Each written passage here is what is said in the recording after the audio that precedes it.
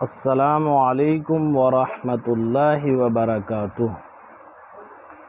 دوستو، اللہ تبارک و تعالی بعض بندوں کو جب اپنی طرف کھینچنا چاہتے ہیں تو ان کے پاس لطیف قوتیں بھیج دیتے ہیں، اور ان لطیف قوتوں کو بھیجنے کا مقصد صرف اور صرف یہ ہوتا ہے کہ اس بندے کے دل کے اندر سے دنیا کی محبت کو نکال کر اپنی محبت ڈال دی جائے۔ آپ لوگوں نے بخوبی سنا ہوگا شیخ فرید الدین عطار رحمۃ اللہ علیہ کے بارے میں کہ وہ ایک مشہور بزرگ ہیں، اور وہ ایک بہت بڑے تاجر تھے یونانی دواؤں کے اور عطر کے۔ ان کے ایک بہت بڑی دکان تھی عطر کی، اسی لیے انہیں عطار بھی کہا جاتا ہے۔ تو ایک بار ان کی دکان کے اندر بے شمار عطر کی شیشیاں، یونانی دواؤں کی شیشیوں سے دکان بھری پڑی تھی بالکل، اور اتنے میں یہ کیا دیکھتے ہیں کہ ایک بزرگ، ایک مجذوب قسم کا درویش اور ملنگ آدمی ان کی دکان پہ آتا ہے،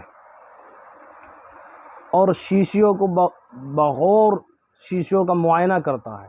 کبھی اس شیشی کو دیکھ، کبھی اس شیشی کو دیکھ، کبھی بائیں جانب دیکھ، کبھی دائیں جانب دیکھ، کبھی اوپر دیکھ، کبھی نیچے دیکھ، کبھی اس الماری میں، کبھی اس الماری میں۔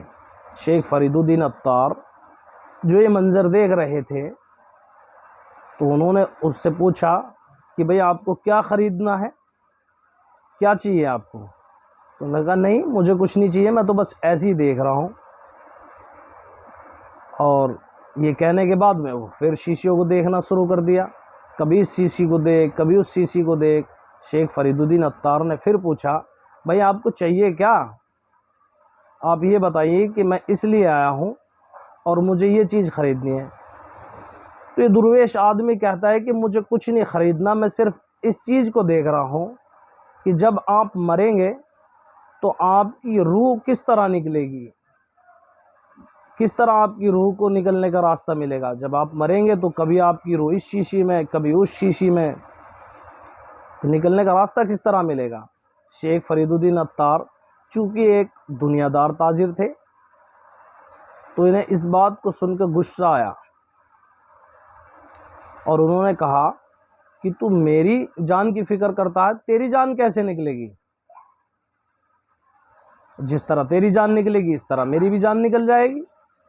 اس نے کہا میری جان نکلنے میں کیا پریشانی ہے، کیونکہ نہ تو میرے پاس کوئی دنیا کا ساز و سامان ہے، نہ میرے پاس تجارت ہے، نہ میرے پاس کچھ سامان ہے۔ تو دکان سے باہر نکل کے میں تجھے بتاتا ہوں میری جان کیسے نکلے گی۔ تو یہ بزرگ آئے اور دکان کے باہر زمین پہ لیٹ گئے اور کلمہ شہادت پڑھا اور روح پرواز ہو گئی۔ شیخ فرید الدین عطار نے جب یہ منظر دیکھا تو دل کے اندر ایک چوٹ لگی،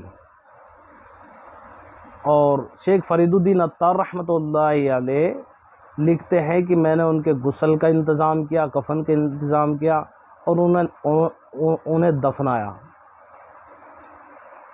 جب میں نے انہیں دفنایا تو یہ سمجھ لیجئے کہ میں اپنی دنیا بھی اس جگہ دفن کرایا، اور آنے کے بعد میں نے اپنا کاروبار دوسروں کو سونپا اور اللہ کے دین کے لیے نکل پڑا۔ اور پھر شیخ فرید الدین عطار بن گئے۔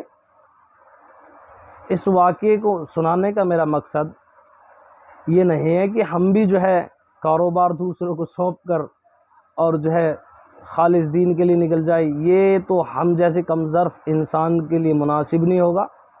لیکن ہاں، اس واقعے سے ہمیں ایک سبق ملتا ہے جو کہ بڑا اہم ہے، کہ ہم دنیا میں تو ہوں لیکن دنیا کی محبت ہمارے دل میں نہ ہو۔ ساز و سامان تو ہو لیکن اس کی محبت نہ ہو۔